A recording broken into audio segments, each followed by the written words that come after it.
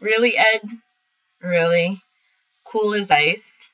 Okay, I don't even think you're trying anymore when it comes to these movies and these reviews. Like, I'm not understanding, honestly. Okay. So, Cool as Ice stars Vanilla Ice, and it's from 1991. And honestly, this is the best summary. Footloose meets Dirty Dancing. That's it. That's the whole entire movie. It's a small town that's stuck in the ways of the 50s through the 70s, I want to say. And in pops Vanilla Ice playing, Kevin Bacon's role in Footloose and stirring up all this drama. And he falls in love. He's like the Johnny Castle. And he falls in love with Jennifer Grayish kind of a character. And, he's a rebel. He's a badass. He's pretty much the 80s rebel of, what's not approving of, like, the 50s and the 60s and stuff like that. So, it's really bad one-liners, just this really bad, like, rap, and the movie is just hysterical. Of course, I've seen this movie. It's not one of my favorites, but it is hilarious. It's really stupid, but it's funny. I do enjoy Cool as Ice. It's one of those movies where, like, do I own it on DVD? No. But if I'm watching TV and it happens to be playing, I'm gonna watch it because it's funny. It's funny to hear Vanilla Ice rapping and just the stupid haircut and just the stupid stereotype of what rap is. It's just really dumb. God, you gotta love Vanilla Ice. But I have to say, I'm a little bit offended that you think I've hit my plateau of, like, the 80s. I don't think I've hit my plateau. I think I've just been, like, really nice with the movies that I've given you.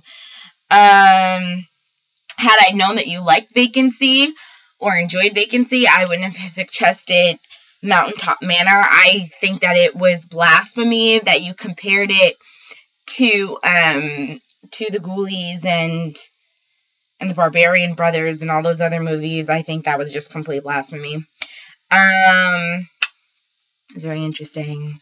But my consensus on Cool as Ice, I give it a 7.5.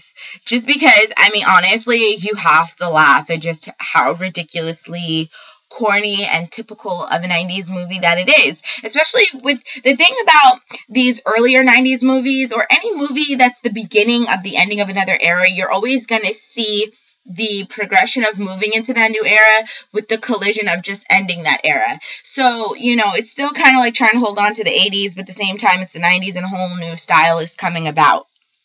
And, yeah. So,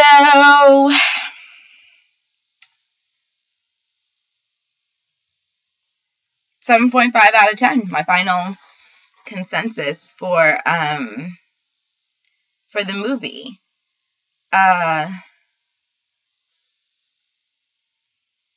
It's just one of those movies, like,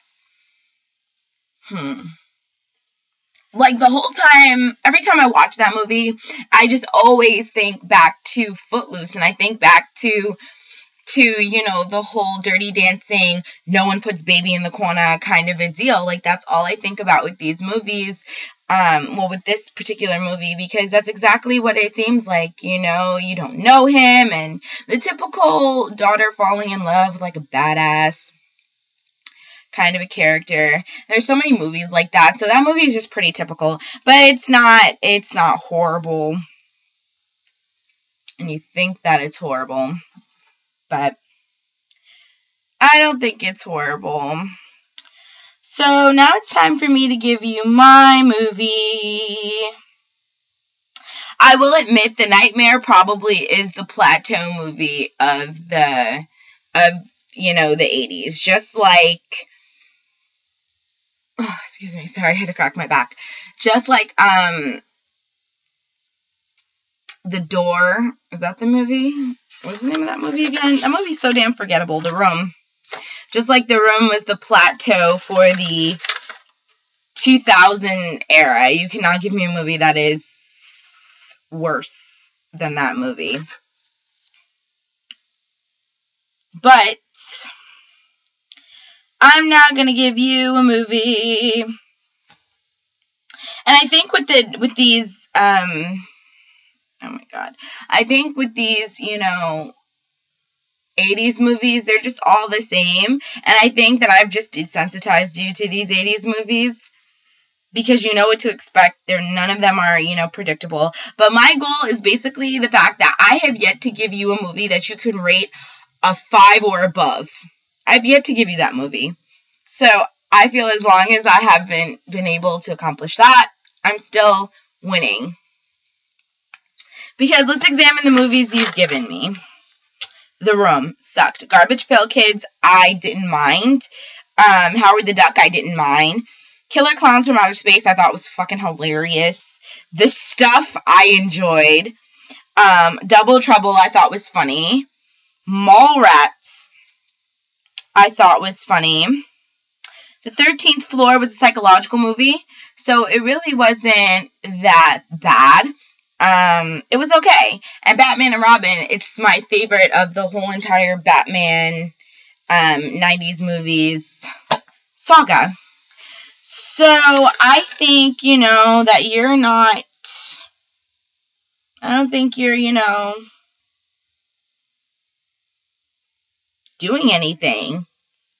But I do have this one movie, and I honestly don't know if you're going to enjoy it or if you're not going to enjoy it, but I really enjoyed this movie. I thought that it was fun. Very typical 80s movie. It's kind of, in a way, it kind of reminds me of This Stuff in the sense of going around and around. There's another movie that I wanted you to review, but I can't ask you to review it just yet because I haven't figured out 100% where you can watch this movie just yet, and I don't want to give you any movies where you're not going to be able to, find it. So, the movie is called Midnight Madness. It's from 1980, and I enjoyed this movie a lot. This is definitely a movie that I would want to buy on DVD. It's an awesome, awesome movie. I love it. I don't know how you're going to like it. I really can't tell if you're going to enjoy it or if you're going to hate it. It's going to go either this way or that way. So, yeah. So that's my movie that I want you to review. Trying to see. I have a lot of movies on here. The problem is I have all these movies for you to watch, but I have not myself watched them. So I don't want to give you the movie without happening to see them, which I'm pretty sure I said before in like one of my other videos. But I have so many. Excuse me, movies. So that's a movie I want you to review. Midnight Madness. It's from 1980. I really enjoy it. And it seems like whatever movie I enjoy, you don't enjoy. So I feel like maybe you're not going to enjoy this movie. Only on the basis because whatever movies I like, you don't like. But I kind of feel like, how could you not like this movie? Like, I don't know. But that's the movie I would like for you to review. Then again, you didn't mind Return of the Killer Tomatoes, which that really just threw me for a loop because I don't understand how you could, not mind that movie. It's just really, that movie was just so retarded. But that's my review, and that's the movie I'd like you to review. So thanks for continuing playing this game with me, and I will definitely be Skyping you tomorrow about